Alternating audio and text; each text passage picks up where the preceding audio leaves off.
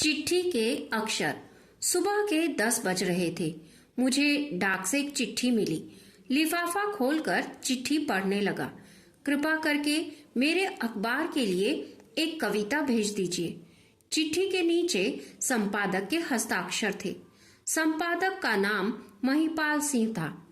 चिट्ठियां तो बराबर आती रहती हैं, पर इस चिट्ठी ने मेरे मन को अपनी ओर खींच लिया। इसका कारण यह था कि चिट्ठी की लिखावट बड़ी सुंदर थी। हर अक्षर सांचे में ढला हुआ सा जान पड़ता था। महिपाल सिंह से मेरी कोई जान पहचान नहीं थी। यह उनकी पहली चिट्ठी थी। लिखावट देखकर मेरे मुंह से अनायास ही निकल पड़ा, वाह, बड़ी सुंदर लिखावट है। कविता अखबार में छपी, जिसका अंक भी मेरे पास आया। पूरे 32 पृष्ठ का साप्ताहिक अखबार था। शुरू से लेकर अंत तक गांव की ही बातें की थी।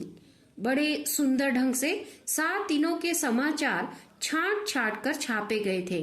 किसानों के लिए जानकारी की बहुत सी बातें थीं। मैं अखबार को देखकर बड़ा प्रसन्न हुआ और दूसरे अंक के लिए फिर एक कविता भेज दी। दूसरी कविता भी अखबार में छपी। अब मैं बराबर कविता भेजने लगा। महिपाल सिंह की चिट्ठियां भी समय समय पर आया करती थी। वे कभी कविता मंगाते थे और कभी कहानी मांगते थे। मैं बराबर उनकी इच्छाओं की पूर्ति कर दिया करता था। इसका परिणाम यह हुआ कि हम दोनों के मन में एक दूसरे के लिए प्रेम पैदा हो गया। लगभग 1.5 साल बीत गया।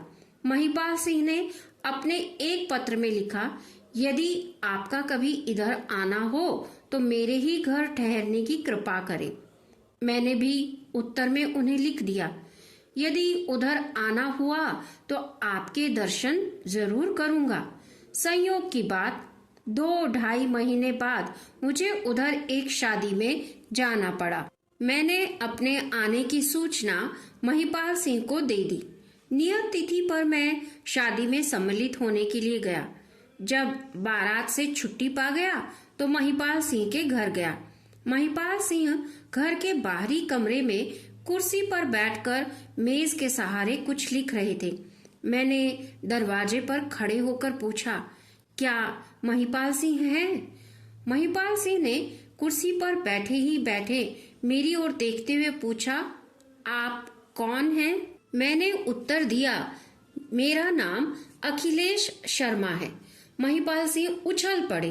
उन्होंने तेजी के साथ आगे बढ़कर मुझे पकड़कर हृदय से लगा लिया और कहा, अरे शर्मा जी, आप क्षमा कीजिएगा। कुछ कहना चाहता था कि मेरी दृष्टि उनके हाथों पर पड़ी। उनका एक ही हाथ था, बायां। दायां हाथ कंधे तक कटा हुआ था। मैं आश्चर्यचकित होकर उनकी तरफ देखने लगा। वे बड़े खुश थे, बड़े स्वस्थ थे। एक क्षण में ही मेरे मस्तिष्क में अनेक प्रश्न कौंधने लगे। क्या वह लिखावट इसी आदमी की थी? क्या यह बाएं हाथ से इतना सुंदर अक्षर लिखता है? मैं महिपाल सिंह की ओर टकटकी लगाए देखता रहा। तब महिपाल सिंह ने पूछा, अरे भाई, यह जीवन है। जीवन में क्या हो सकता है कोई नहीं जानता। आप तो मेरे मन की बात भांप गए। मैं सचमुच यही सोच रहा था, क्या आदमी बाएं हाथ से भी इतने सुंदर अक्षर लिख सकता है? महिपाल सिंह ने जवाब दिया, शर्मा जी, दाएं बाएं में कुछ फर्क नहीं होता। जो दाएं हाथ में होता है वही बाएं हाथ में भी होता है।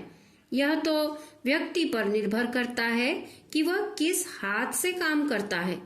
हाथ मुंह धोने के बाद जब मैं महिपाल सिंह के साथ चाय पीने लगा तो मैंने उनसे पूछा, ठाकुर साहब, आप बाएं हाथ से कब से लिख रहे हैं?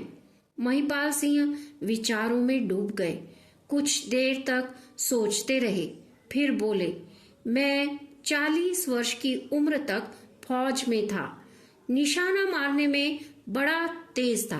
बाएं और दाएं दोनों हाथों से सटीक निशाना मारता था। संयोग की बात थी कि कि मुझे एक मोर्चे पर जाना पड़ा।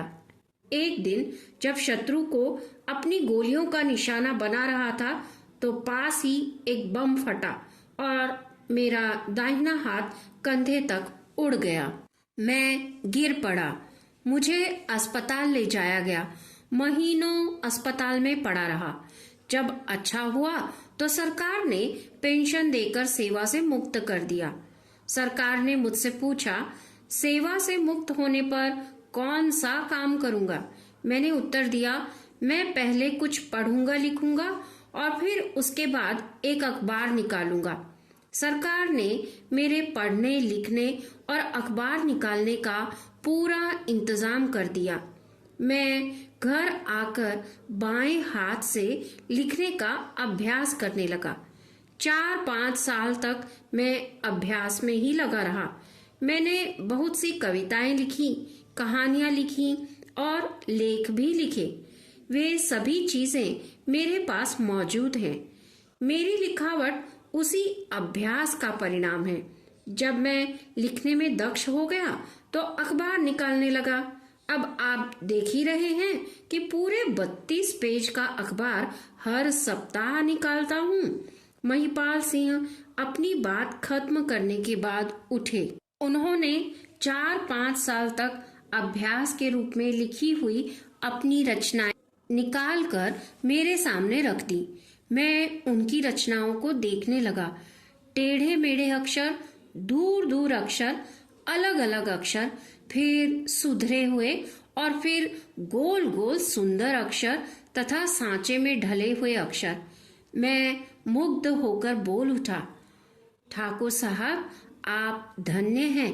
मैंने बचपन में पढ़ा था, रसरी आवत जात से सिल पर परत निशान, मगर आज आंखों से प्रत्यक्ष देख भी लिया। इतना कहने के बाद मैंने महिपाल सिंह से विदा ली।